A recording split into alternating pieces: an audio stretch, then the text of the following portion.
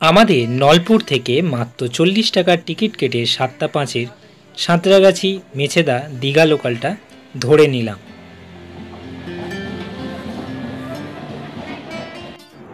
আজকের destination Digha Talsari beach.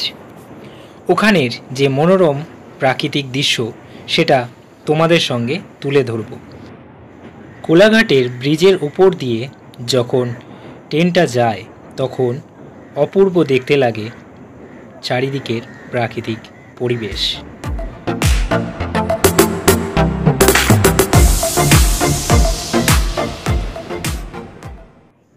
যারা সাঁতরাগাছি থেকে আসতে চাও তারা 6টা 45-এ সাঁতরাগাছি মেছেদা দীঘা লোকালটা ধরে নিতে পারো।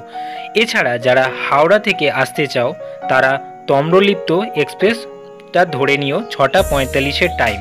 যদি তোমরা সাঁতরাগাছি মেছেদা দীঘা লোকালে আসো তাহলে দীঘাতে পৌঁছাবে 11টা 5-এ, আর যদি তোমরা তম্রলিপ্ত এক্সপ্রেসে করে আসো তাহলে তোমরা পৌঁছাবে 10টা 5-এ।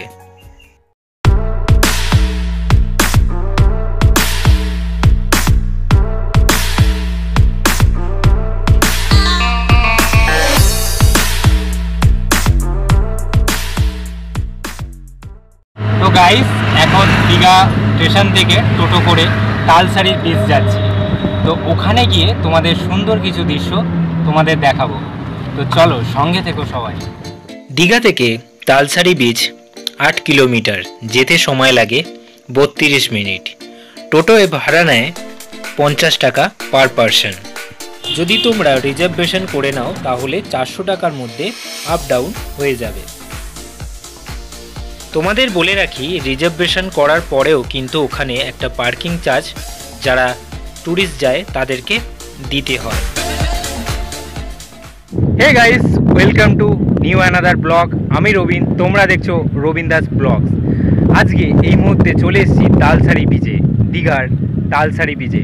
তো তোমাদের ইন্টারেস্টিং কিছু ভিডিও দেখাবো, সঙ্গে দেখো তোমরা। তালসারি বিচে এসেই প্রথমে চোখে পড়লো মৌরলা মাছ নিয়ে আসছে। কি সুন্দর, তোমরা দেখতেই পাচ্ছ সেটা।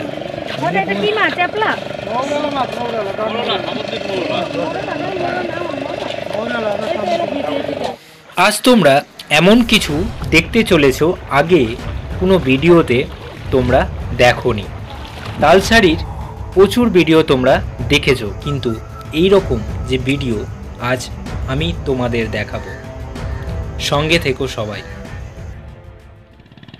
এই দেখো গাইস, কি সুন্দর একটা সামুদ্রিক জীব পেয়েছি। এক্স্যাক্টলি এর নামটা জানি না, বাট এটা ধরেছে। তো আমার সুমন ভাই এটা ধরেছে। সুমন ভাই এইদিকে আসো, নাহলে ক্যামেরায় মুখটা দেখা যাচ্ছে না। এই যে একটু মুখটা খোলো, সবাই দেখুক। তো এই যে খুব সুন্দর লাগছে দেখতে। ওকে ছেড়ে দেওয়া হবে, জাস্ট এটা ভিডিও করার জন্য তোলা। ওকে ছেড়ে দেওয়া হবে। একদিনের ভ্রমণের জন্য আদর্শ জায়গা তালসারি বিচ। তোমরা 10টা 5-এ এসে পৌঁছে যাচ্ছ দীঘাতে। তারপর 32 মিনিট সময় লাগছে তালসারি বিচে আসতে। এনাফ অনেক হাতে টাইম থাকছে এই তালসারি বিচ পুরোটা ঘুরে দেখার জন্য। তোমরা সন্ধ্যা 6টা 25-এর কান্ডারি এক্সপ্রেস ধরে হাওড়ায় পৌঁছে যাবে 9টা 45-এ। তার মানে তোমরা বুঝতেই পারছো একদিনের ভ্রমণের জন্য তালসারি বিচ খুবই আদর্শ জায়গা।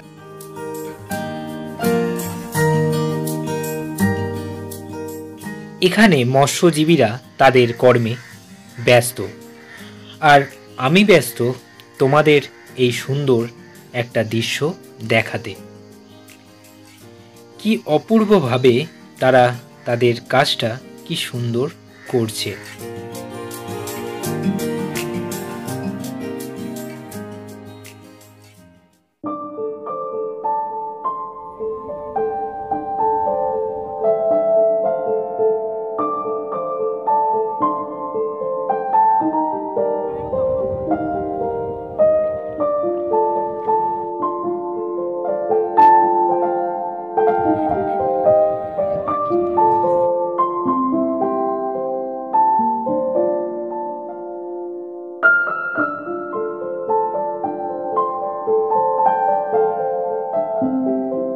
গাইস সবই ঠিক আছে, কিন্তু তোমাদের লাল কাঁকড়া কিন্তু ভালো করে দেখাতে পারলাম না, কারণ যখনই সামনে যাচ্ছি ওরা ঢুকে যাচ্ছে। তোমরা যদি ভালো করে দেখতে পারো, মানে আমার ক্যামেরার মধ্যে কতটুকু ধরা পড়ছে বলতে পারছি না, বাট চারিদিকে যে তাকানো হচ্ছে পুরো লাল কাঁকড়ায় ভর্তি আছে।